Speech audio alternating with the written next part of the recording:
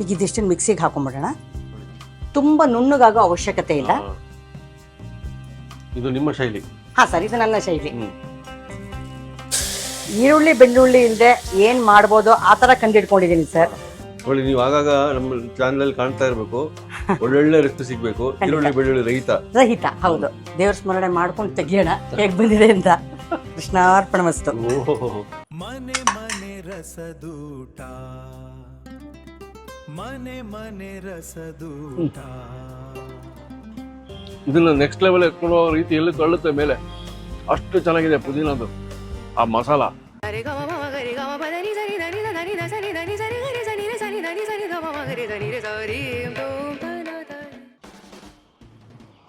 ನಮಸ್ಕಾರ ವೀಕ್ಷಕ ಬಂಧುಗಳಿಗೆ. ಮೈಸೂರು ಚಾಮುಂಡಿಪುರಂ ಝಾನ್ಸಿ ರಾಣಿ ಲಕ್ಷ್ಮೀಬಾಯಿ ರೋಡ್, ಬೋಧನ ಪ್ರಿಯ ಎಲ್ಲ ಗೊತ್ತಾಗಿದೆ ನಿಮಗೆ. ಸುಮಾರು ತಿಂಗಳುಗಳ ಗ್ಯಾಪ್ ಆಯ್ತು ಇಲ್ಲಿ, ಯಾಕಂದ್ರೆ ಅಷ್ಟು ಬ್ಯುಸಿ. ಮೇಡಮ್ ದೀಪಾ ಮೇಡಮ್ ಹತ್ರ ಬಂದಿದ್ದೀವಿ. ಅದ್ಭುತವಾದ ಈರುಳ್ಳಿ ಬೆಳ್ಳುಳ್ಳಿ ರಹಿತ ಅಡುಗೆ. ಸೊ ಹೋಟ್ಲಲ್ಲಿ ಈರುಳ್ಳಿ ಬೆಳ್ಳುಳ್ಳಿ ಇಲ್ಲ ಅಂದಮೇಲೆ ಇವತ್ತಿನ ರೆಸಿಪಿಯಲ್ಲಿ ಅದು ಇರಲ್ಲ. ಇವತ್ತು ಯಾವುದು ವೀಕ್ಷಕರು ನೀವೇ ಕೇಳಿದ್ದು, ಪುದೀನಾ ಬಾತ್ ಅದ್ಭುತವಾಗಿ ಮಾಡ್ತಾರೆ. ಸಾಂಪ್ರದಾಯಿಕ ಶೈಲಿ ಇರ್ತದೆ ಅವ್ರದ್ದು. ಬನ್ನಿ ಪುದೀನಾ ಬಾತ್ ನೋಡ್ಬಿಡೋಣ ಇವತ್ತು.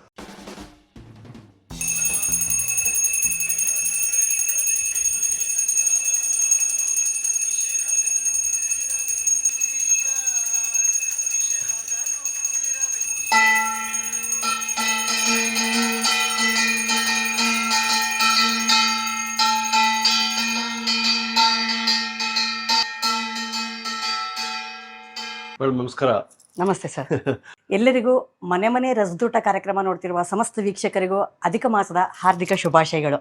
ಅಧಿಕ ಮಾಸ ಬಂದಿದ್ದರಿಂದ ಸ್ವಲ್ಪ ಬ್ಯುಸಿ ಆದೆ. ಹೆಚ್ಚಿನ ಮೆನು ನಮ್ಗೆ ಕೊಡೋಕ್ಕಾಗಲ್ಲ. ಅರುಣ್ ಸರ್ ಪಾಪ ಮೇಲೆ ಮೇಲೆ ಫೋನು ಮಾಡ್ತಿದ್ರು. ನನಗೆ ಕಮೆಂಟ್ ಬಾಕ್ಸಲ್ಲಿ ಜನ ಹೇಳೋರು, ಎಲ್ಲಿ ದೀಪಾ ಮೇಡಮ್ ವಿಡಿಯೋ ಮಾಡೋದೇ ನಿಲ್ಲಿಸ್ಬಿಟ್ಟಿದ್ದೀರಾ ಅಂತ. ಕ್ಷಮಿಸಿ.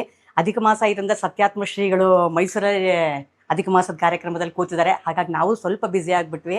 ಈರುಳ್ಳಿ ಬೆಳ್ಳುಳ್ಳಿ ಇಲ್ದೇನೆ ಪುದೀನಾ ಬಾತ್ನ ದಿಢೀರ್ ಅಂತ ಹೇಗೆ ರೆಡಿ ಮಾಡೋದು ಅನ್ನೋದನ್ನು ತೋರಿಸ್ಕೊಡ್ತಾ ಇದ್ದೀನಿ. ಪುದೀನಾ ಬಾತ್ ಬೇಕಾಗುವಂತಹ ಪದಾರ್ಥಗಳನ್ನ ಇಲ್ಲಿ ತೋರಿಸ್ತೀನಿ ನೋಡಿ. ನಾನೀಗ ಅರ್ಧ ಪಾವ್ ಅಳತೆಗೆ ಪುದೀನಾ ಬಾತ್ ತೋರಿಸ್ತಾ ಇದ್ದೀನಿ.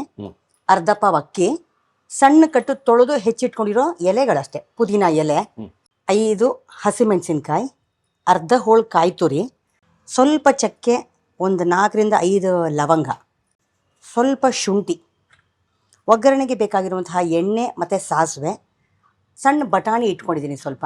ಹಾಕೋರು ಟೊಮೆಟೊ ಹಾಕ್ತಾರೆ ಅಥವಾ ಆಲೂಗೆಡ್ಡೆ ತರಕಾರಿಗಳೆಲ್ಲ ಹಾಕ್ತಾರೆ. ಅದೆಲ್ಲ ಹಾಕಿದ್ರೆ ನಂಗೆ ಪಲಾವು ಅನ್ನಿಸ್ಕೊಂಡ್ಬಿಡುತ್ತೆ. ಪರ್ಟಿಕ್ಯುಲರಾಗಿ ಪುದೀನಾ ಬಾತ್ ಅಂತ ಕೇಳಿದಾಗ ಪುದೀನಾದು ಒಂದು ಘಮ ನಮಗೆ ಸಿಗಬೇಕು ಅನ್ನೋ ಒಂದು ಉದ್ದೇಶಕ್ಕೆ ನಾನು ಬೇರೆ ಯಾವ ತರಕಾರಿಗಳನ್ನೂ ಬಳಸೋದಿಲ್ಲ. ಬಟಾಣಿ ಒಂದನ್ನು ಮಾತ್ರ ಹಾಕ್ತಾ ಇದ್ದೀನಿ. ಇದಿಷ್ಟು ನಮಗೆ ಈಗ ಪುದೀನಾ ಬಾತಿಗೆ ಬೇಕಾಗಿರುವಂತಹ ಪದಾರ್ಥಗಳು. ಈಗ ಪುದೀನಾ ಬಾತು ಸ್ಟವ್ ಹಚ್ಚೋಕ್ಕೂ ಮುಂಚೆ ಅದಕ್ಕೆ ಬೇಕಾಗಿರುವಂಥ ಮಸಾಲೆನ ಒಂದು ಸಲ ಮಿಕ್ಸಿಗೆ ಹಾಕೊಂಡ್ಬಿಡೋಣ. ತುರಿದಿಟ್ಕೊಂಡಿರೋಂಥ ಅರ್ಧ ಕಾಯಿ ತುರಿ,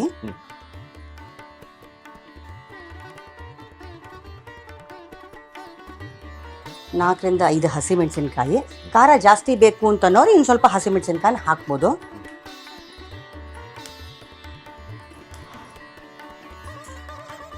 ಚಕ್ಕೆ ಲವಂಗ, ಶುಂಠಿ ಮತ್ತೆ ತೊಳೆದು ಬಿಡಿಸಿಟ್ಕೊಂಡಿರೋ ಪುದೀನಾ ಸೊಪ್ಪು, ಒಂದು ಸಣ್ಣ ಹಿಡಿ. ಅರ್ಧ ಪಾವ್ ಮಾಡ್ತಿರೋದ್ರಿಂದ ಒಂದು ಸಣ್ಣ ಕಪ್ ಸಾಕು. ಈಗ ಇದಿಷ್ಟನ್ನು ಮಿಕ್ಸಿಗೆ ಹಾಕೊಂಡ್ಬಿಡೋಣ. ಮಿಕ್ಸಿಗೆ ಹಾಕೊಳ್ಳೋಕೆ ಮುಂಚೆ ಇನ್ನೊಂದು ನಾನು ವೀಕ್ಷಕರಿಗೆ ಏನು ಹೇಳ್ತೀನಿ ಅಂತಂದರೆ, 1 ಪಾವ್ ಅಕ್ಕಿ ನಾವು ಅರ್ಧ ಪಾವ್ ಅಕ್ಕಿ ತೊಗೊಂಡಿರೋದ್ರಿಂದ ಇದು 1 ಪಾವ್ ಅಳತೆ ಲೋಟ. ಅರ್ಧ ಪಾವ್ ಅಕ್ಕಿಗೆ 1 ಲೋಟ ನೀರು ಹಾಕಬೇಕು ಆ್ಯಕ್ಚುಲಿ. ಬಟ್ ಪುದೀನಾ ಬಾತನ್ನ ಸ್ವಲ್ಪ ಉದ್ರ ಮೇಲೆ ಇರಲಿ ಅಂತ ನೋಡಿ, ಇಲ್ಲಿ 1/4ಗಿಂತ ಜಾಸ್ತಿ 1ಕ್ಕಿಂತ ಕಮ್ಮಿಯನ್ನು ಅಳತೆ, ಅಂದರೆ ಒಂದು 80 to 85 100 ಆ ಅಳತೆಯಲ್ಲಿ ನಾನು ನೀರು ತೊಗೊಂಡಿದ್ದೀನಿ. ಈ ನೀರನ್ನೇ ನಾನು ಮಿಕ್ಸಿಗೆ ರುಬ್ಕೊಳ್ಳೋಕ್ಕೂ ಕೂಡ ಹಾಕೋತೀನಿ. ಯಾಕೆಂದರೆ ಮಿಕ್ಸಿಗೆ ಹಾಕೊಳ್ಳೋ ನೀರು ಬೇರೆ ಮತ್ತು ಅಕ್ಕಿ ಹಾಕಿದಾಗ ಹಾಕೋ ನೀರು ಬೇರೆ ಜಾಸ್ತಿ ಆಯಿತು ಅಂದರೆ ಸ್ವಲ್ಪ ಮೆತ್ತೆ ಆಗಿಬಿಡುತ್ತೆ, ಅನ್ನ ಮಿಡ್ಡೆ ಬಂದ್ಬಿಡುತ್ತೆ, ಪುದೀನಾ ಬಾತು ಉದುರಿರೋದಿಲ್ಲ. ಹಾಗಾಗಿ ರುಬ್ಕೊಳ್ಳೋಕ್ಕೂ ಕೂಡ ಈ ಅಳತೆ ಏನು ಮಾಡಿ ಇಟ್ಕೊಂಡಿದ್ದೀನಲ್ಲ ಈ ನೀರನ್ನ ರುಬ್ಕೊಳ್ಳೋಕ್ಕೂ ಹಾಕೋಬೇಕು ಮತ್ತು ಅಕ್ಕಿಗೂ ಹಾಕಬೇಕು. ಈಗ ಇದೇ ನೀರನ್ನ ಹಾಕ್ಕೊಂಡು ಮಿಕ್ಸಿ ಮಾಡ್ಕೋತೀನಿ.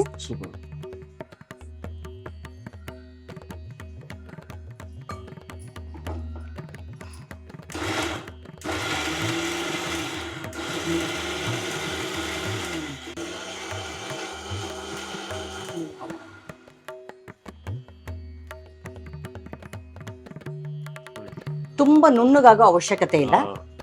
ಒಂದು 70-75 ಭಾಗ ಅಂದ್ರೆ ಕಾಯಿ ನೂರ್ತು, ಚಕ್ಕೆ ಲವಂಗ ಮಸಾಲೆ ಹಸಿಮೆಣಸಿನಕಾಯಿ ಒಂಚೂರು ನೂರ್ತಂಗ ಆಯ್ದ್ರೆ ಸಾಕು. ಬಾತ್ ಜೊತೆಗೆ ಚೆನ್ನಾಗಿ ಹೊಂದ್ಕೊಳ್ಳುತ್ತೆ. ಈ ಹದದಲ್ಲಿದೆ. ಶುರು ಮಾಡೋಣ.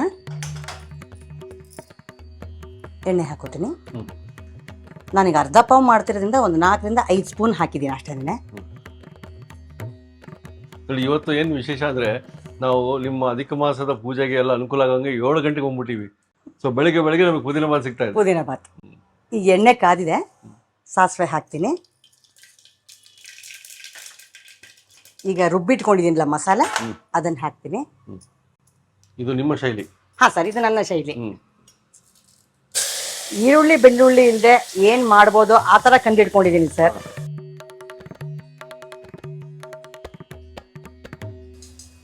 ಹೇಳಿದ್ನಲ್ಲ, ಈರುಳ್ಳಿ ಬೆಳ್ಳುಳ್ಳಿ ಇಲ್ದೇನೂ ಇಷ್ಟು ರುಚಿಕರವಾಗಿ ಅಡ್ಗೆ ಮಾಡ್ಬೋದು ಅಂತ ಗೊತ್ತಾಗಿದೆ ಸರ್.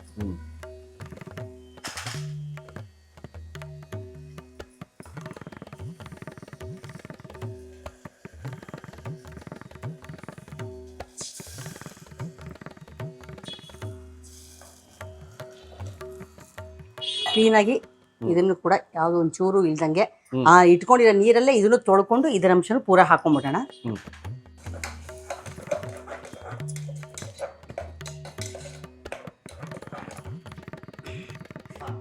ಈಗ ರುಚಿಗೆ ತಕ್ಕಷ್ಟು ಉಪ್ಪು ಹಾಕ್ತೀನಿ.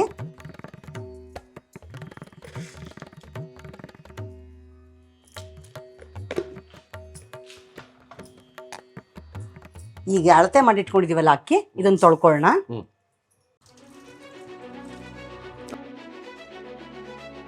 ಈ ಅಕ್ಕಿ ಹಾಕ್ತಾ ಇದೀನಿ, ತೊಳೆದಕ್ಕಿನ.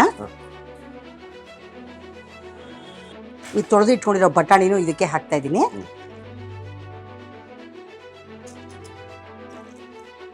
ನಿಮ್ಮ ರೆಸಿಪಿಗಳು ಅಂದ್ರೆ ನಿಮ್ದೇ ಆದ ಒಂದು ಫ್ಯಾನ್ ಫಾಲೋಯಿಂಗ್ ಇದೆ. ಯಾಕಂದ್ರೆ ಅಷ್ಟು ನೀಟಾಗಿ ಎಕ್ಸ್ಪ್ಲೇನ್ ಮಾಡ್ತೀರಿ. ಇಲ್ಲ ಸರ್, ಮೊನ್ನೆ ನಾವು ಉತ್ತರಾದಿ ಮಠಕ್ಕೆ ದಿನ ಹೋಗ್ತಾ ಇದೀವಲ್ವಾ, ಈಗ ಶ್ರೀಗಳ ದರ್ಶನಕ್ಕೆ ಮತ್ತೆ ಪ್ರೋಗ್ರಾಮ್ ಕಾರ್ಯಕ್ರಮಗಳಿಗೆಲ್ಲ ತುಂಬಾ ಜನ ಗುರ್ತಿಡ್ದು ಮಾತಾಡ್ತಾರೆ ಸರ್. ಯಾವಾಗ ಮಾಡ್ತೀರಾ, ತುಂಬಾ ದಿನ ಆಗೋಯ್ತಲ್ಲ, ಯಾವಾಗ ಮತ್ತೆ ನಿಮ್ ರೆಸಿಪಿ ಬೇಕು ಮೇಡಮ್ ಮಾಡಿ ಅಂತ. ಬಹಳ ಖುಷಿ ಆಗುತ್ತೆ ಸರ್. ಮಾಡೋ ಇಷ್ಟ ಎಪಿಸೋಡ್ನೇ ಜನ ಇಷ್ಟ ಪಡ್ತಾರೆ ಅನ್ನೋದು ಬಹಳ ಖುಷಿ ಪಡುವಂತ ವಿಷಯ. ನೋಡಿ, ನೀವು ಆಗಾಗ ನಮ್ಮ ಚಾನಲ್ ಕಾಣ್ತಾ ಇರ್ಬೇಕು. ಒಳ್ಳೊಳ್ಳೆ ರೆಸಿಪಿ ಸಿಗ್ಬೇಕು. ಈರುಳ್ಳಿ ಬೆಳ್ಳುಳ್ಳಿ ರಹಿತ. ಹೌದು ಸರ್. ಈಗ ಆಗಿದೆ, ಎಲ್ಲ ಆಗಿದೆ. ಕುಕ್ಕರ್ ಮುಚ್ಚಳ ಮುಚ್ತೀನಿ. ಅಕ್ಕಿ ಸ್ವಲ್ಪ ಪ್ರಮಾಣದಲ್ಲಿ ಹಾಕಿರೋದ್ರಿಂದ 2-3 ಕೂಗಿಗೆ ಆಫ್ ಮಾಡಬಾರ್ದು. ಮಿನಿಮಮ್ ಒಂದು 5-6 ಕೂಗ್ಲಿ. ಅಕ್ಕಿ ಅವಾಗ ಚೆನ್ನಾಗಿ ಅರಳಿರುತ್ತೆ ಅಂತ.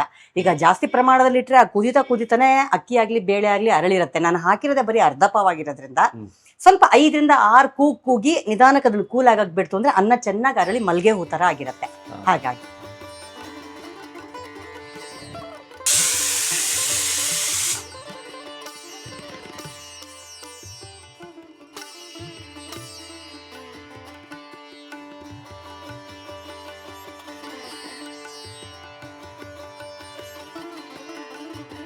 ಎಲ್ಲ ವಿಸಿಲ್ ಕೂಗಿತ್ತು. ಹಾ ಸರ್, 5-6 ವಿಸಿಲ್ ಕೂಗಿದೆ, ಕೂಲ್ ಆಗಿದೆ. ಈಗ ನೋಡೋಣ, ದೇವ್ರ ಸ್ಮರಣೆ ಮಾಡ್ಕೊಂಡು ತೆಗಿಯೋಣ ಹೇಗ್ ಬಂದಿದೆ ಅಂತ. ಕೃಷ್ಣಾರ್ಪಣಮಸ್ತು.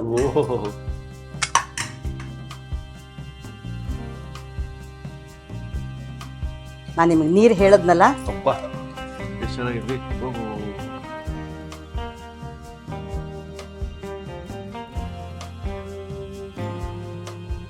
ನಾನು ನಿಮ್ಗೆ ಹೇಳಿದ್ನಲ್ಲ 5-6 ಕೂಗ್ಸೋ ಉದ್ದೇಶ ಏನು ಅಂದ್ರೆ ನೋಡಿ, ಇಲ್ಲಿ ಅಕ್ಕಿ ಅಂಜಕ್ಕಿ ಆಗಲ್ಲ ಅಂತ. ಫಸ್ಟ್ ಕ್ಲಾಸ್ ಆಗಿದೆ. ಹಾಕೊಳ್ಳೋರು ಮೇಲ್ ಬೇಕಾದ್ರೆ ಇದಕ್ಕೆ ತುಪ್ಪ ಹಾಕೊಂಡ್ ಬೇಕಾದ್ರೆ ತಿನ್ಬೋದು, ಎಣ್ಣೆ ಕಮ್ಮಿ ಅಂತನೋರು. ಇಲ್ಲ ನನಗೆ ತುಪ್ಪ ಸೇರಲ್ಲ ಅಂತ ಅನ್ನೋರು ಬೇಕಾದ್ರೆ ಎಣ್ಣೆನೆ ಹಾಕೋಬಹುದು. ಎಣ್ಣೆ ಇದಕ್ಕೆ ಎಷ್ಟು ಬೇಕೋ ಅಷ್ಟು ಹದವಾಗಿದೆ. ಇವಾಗ ಪುದೀನ ಬಾತ್, ಮನೆ ರಸದೂಟ. ಇವತ್ತು ನಿಮ್ಮ ಸಾಂಪ್ರದಾಯಿಕ ಶೈಲಿಯ ಪುದೀನ ಬಾತ್, ಈರುಳ್ಳಿ ಬೆಳ್ಳುಳ್ಳಿ ಇಲ್ಲದ ಪುದೀನ ಬಾತ್. ಈರುಳ್ಳಿ ಬೆಳ್ಳುಳ್ಳಿ ರಹಿತ ಪುದೀನ ಪಲಾವ್. ನಾವಿಲ್ಲಿ 7 ಗಂಟೆಗೆ ಬರ್ಬೇಕಂದ್ರೆ ಎಷ್ಟು ಗಂಟೆಗೆ ಬಿಟ್ಟಿರ್ಬೇಕು ಬೆಂಗಳೂರಿಂದ ಡೈರೆಕ್ಟ್ ಬಂದಿದ್ದೀವಿ. ದೀಪಾ ಮೇಡಮ್ ಕೈ ರುಚಿ ಇಲ್ಲೇ ಸಿಗೋದು.